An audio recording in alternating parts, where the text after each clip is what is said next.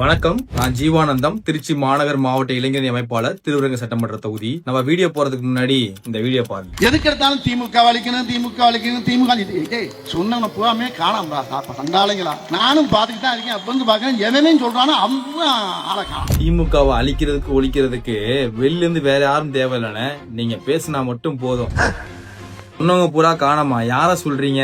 ஐயா கேப்டன் விஜயகாந்த் ஐயா அவரை சொல்றீங்களா? உங்க கூட கூட்டணி இருக்காங்களே இப்போ தேமுதிக, அவங்கள சொல்றீங்களா? இல்ல மக்கள் நீதி மையம் கமலஹாசன் அவரை சொல்றீங்களா காணோம்னு சொல்லிட்டு? ஐயா உங்களை தான் 15 வருஷமா காணோம். நீங்க பேசி 10 வருஷம் நீங்க எங்க இருக்கீங்க தெரியல. இந்த 5 வருஷம் முயற்சி பண்றீங்க, அப்பயும் காணோம். பேசி ஐயா வடிவேல் அவர்களே உங்களை தான் 15 வருஷமா காணோம். திடீர்னு எல்லாருடைய அக்கௌண்ட்லயும் ஒரு 5000 ரூபாய் போட்டாரு. மக்களுக்கு எல்லாம் ரொம்ப அதிர்ச்சி. 5000 கொடுத்தாங்களா? 5000 மக்கள் வரி பணத்தை எடுத்து மக்களுக்கு தான் கொடுத்திருக்காரு. அவர் சொந்த காசு எடுத்து ஒண்ணு கொடுக்கலையே. மக்கள் வரி பணத்தை எடுத்து அவர் ஓட்டுக்காக கொடுத்திருக்காரு. சரியா? ஆனா செயல்பாடுகள் இருக்க ஒரே ஒரு கட்சி திமுக தான். செயல்பாடு இருக்க ஒரே ஒரு கட்சி திமுக தானா? எதுல செயல்பாடு? ஒழுங்கு சந்தி சிரிச்சு கிடக்கு அதுலயா? 2.5 வயசு குழந்தைல இருந்து 60 வயசு மூதாட்டி வரைக்கும் கற்பழிக்கிறாங்களே அதுலயா? கேஸ் உயர்வு, இபி கட்டணம் உயர்வு, வரி உயர்வு, அத்தியாவசிய பொருட்கள் விலை உயர்வு, இதுலயா? சொன்ன வாக்குறுதியை நிறைவேற்ற முடியலையே அதனாலயா?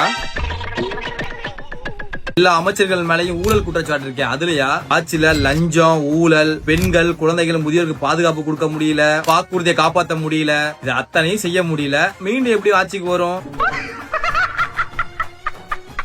2024 அடுத்த முதலமைச்சரா அவர் வரப்போறாருங்களா? கட்டாயமாக திமுக தான் ஆட்சிக்கு வரும்னு வெக்கமே இல்லாம பேசுறீங்களே.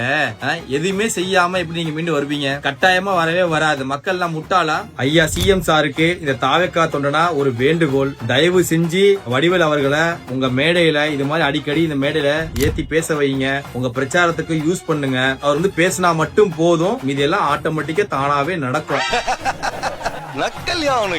ஏன்னா இப்போ லாஸ்ட் டைம் பேசி ஒரு 10 வருஷம் உங்களை ஆட்சிக்கே வர முடியாம உட்கார வச்சாரு. இதே மாதிரி தொடர்ந்து ஒவ்வொரு ஸ்டேஜ்ல நீங்க பேச வைங்க. ஒவ்வொரு பிரச்சாரத்துக்கும் அவர் பேச வைங்க. அது பேசினா மட்டும் போதும், மத்ததெல்லாம் மக்களுக்கு தானாவே நல்லது நடக்கும். ஐயா நன்றி, வணக்கம்.